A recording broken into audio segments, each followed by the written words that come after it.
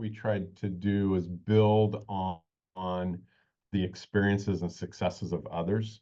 I would go back to, I think the most important study in type 1 diabetes has been the Diabetes Control and Complications Trial, or DCCT trial, in 1993. So with that study, at that time when that study was started in the 1980s, it was an open question.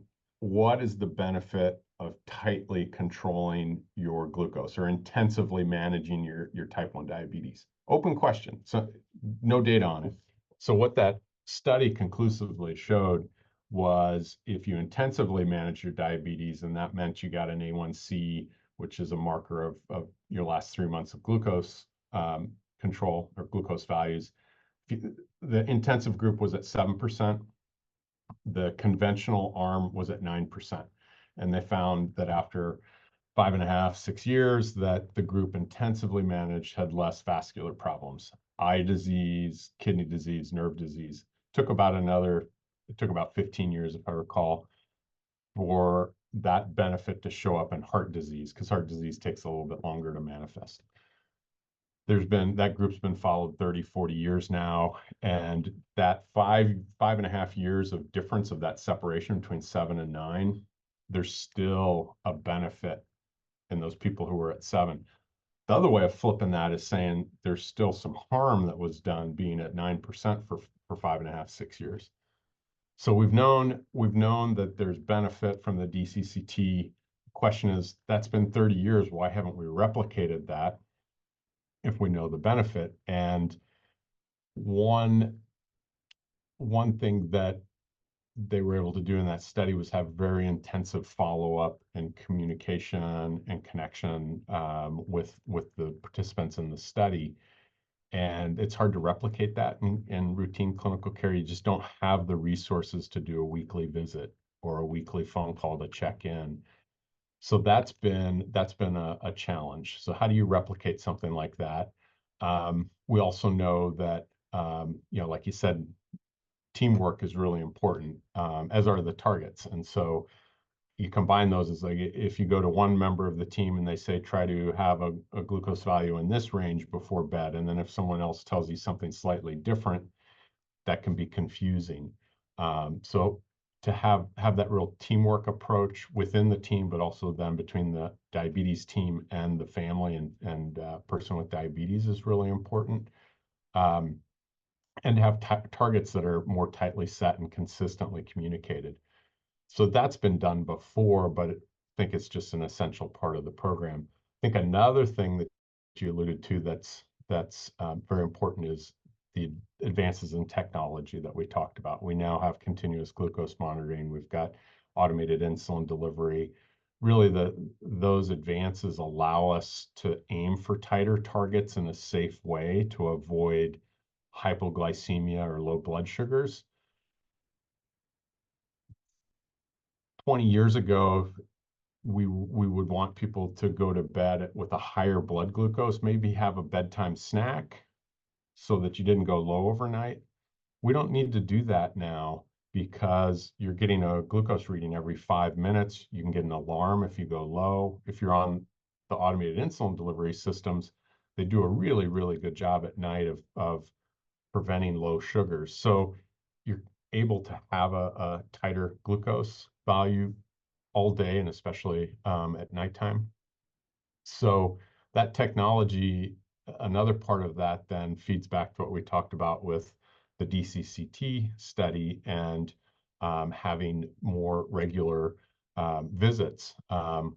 Typically, the standard of care is to have a quarterly visit if you've got type 1 diabetes with your healthcare team, so every 3 months.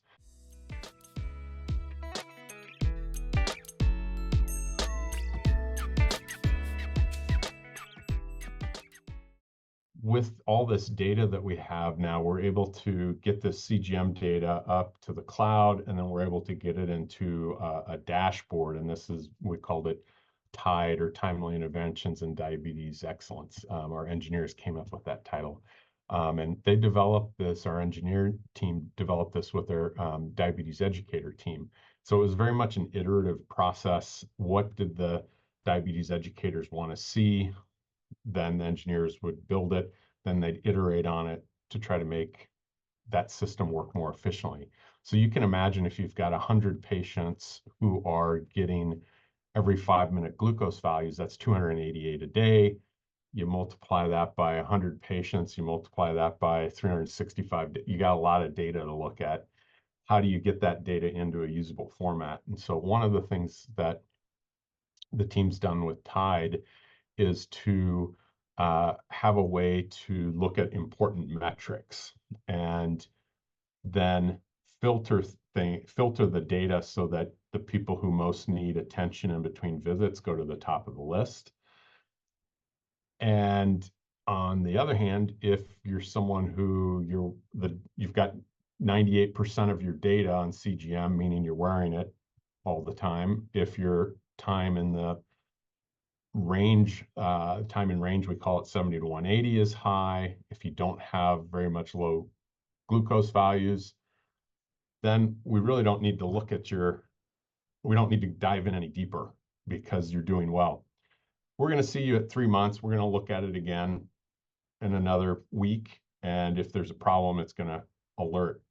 But instead, let's go to these others who had a drop in their time in range or had more hypoglycemia, and let's reach out to that group and help them.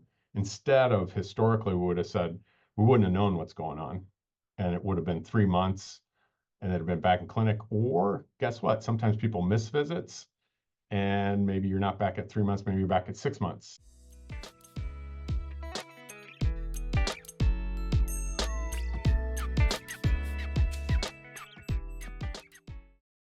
Part of why we did this in the shortly after diagnosis is that part of the natural history of type 1 diabetes is that the autoimmune system has attacked the pancreas, and at diagnosis, there's generally still a few beta cells that make insulin in the body.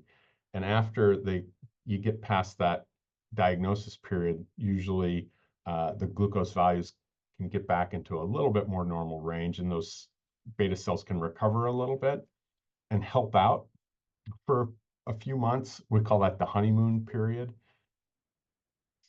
Typically, it might last 6 months, 9 months. It can be longer, it can be shorter. But once that period ends, then it becomes even more challenged to help manage the diabetes and to match up the insulin because your body's not helping out anymore.